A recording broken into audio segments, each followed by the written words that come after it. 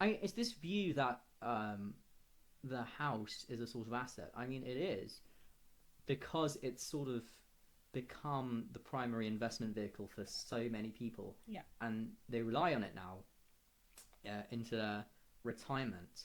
exactly. We have to remember that if you're living in a home, it's a good you're consuming. Hmm. It's not really a very good investment at all. It's incredibly undiversified. Um, it's probably I not a agree with good. all of that, It's probably not a but good system, and also it's very difficult to liquidate when you are retired, and now you need access to that money to your investment. oh, there are I mean, all if you're sorts living of in it, how are you? schemes. There are What all are you doing? sorts of schemes like equity release and lots of movement to care homes requires that you do this, right? It Yeah, requires like some kind of ownership over your previous property in order to pay for your care. well, And rightly this so. is seen as like very predatory, and this is seen as like, oh, these poor old people, like we are taking back their houses that they've paid for and lived I can in. imagine emotionally. I mean, Yeah, it must feel that way. But I mean, that's what it's for. You've made an investment. You haven't simply consumed housing. You haven't been renting. You've chosen to make an investment, and now that you want to make that investment liquid so you mm-hmm. can continue living, you need to sell your home. But then again, there's the emotional thing as well, because it's not just a house. It's not just an investment. It's a home. You live there. I Yeah. mean, you probably have memories there. I don't really have memories with my Palantir stock I bought like a week ago or something. We don't have that sort of nostalgia. So well, there's another angle there, but that's probably this is why it's so difficult to legislate on these things. Sort of tying these things together and going back to what I was saying about intergenerational living. I mean, by nature of what's happening in the economy, lots of people, yourself included, are just living with their parents for longer now. Do you see a future where the West kind of returns to intergenerational living, and perhaps you even starting your family while still living in your parental home if they have the space for it and you don't? Well, I mean, it depends on the culture, right? There's nothing inherently wrong with intergenerational living.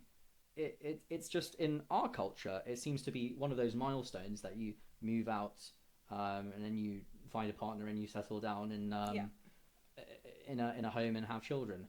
There are other cultures I know in my home country of Italy where your parents will give you money when you get married to then move mm, out. But it's the sort of order you do things, whether you get married first and then move out with your partner, yeah, or whether it's more like the West where you're expected to move out, maybe you're on your own or with roommates yeah. during or after university, and then you settle down with a partner and have children. I mean, this is all very subjective, and it all depends on culture because there's no really right or wrong answer except for your societal context. Yeah.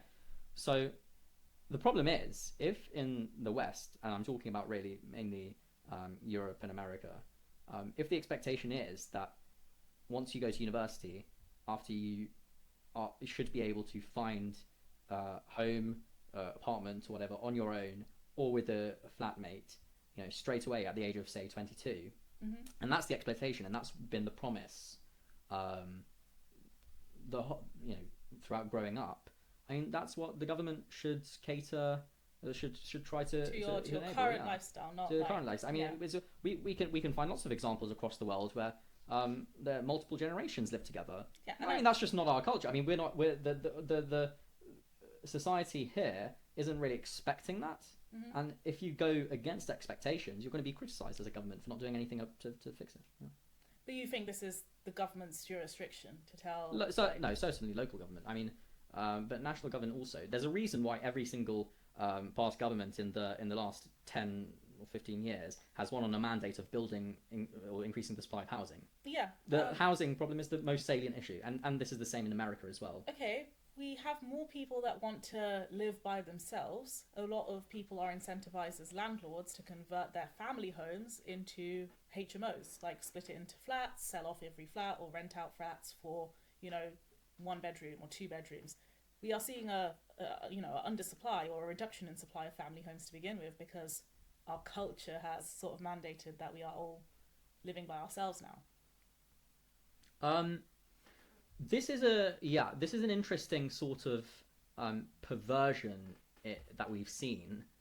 It's with is that young people now are sort of expecting to be able to live on their own. That's not with roommates, not with a significant other, a partner, a wife or husband. And let me tell you, it's a great life. That they sort of expect to be able to live on their own, and that really doesn't have a precedent in history at all. So that's a weird perversion Yeah, that we see.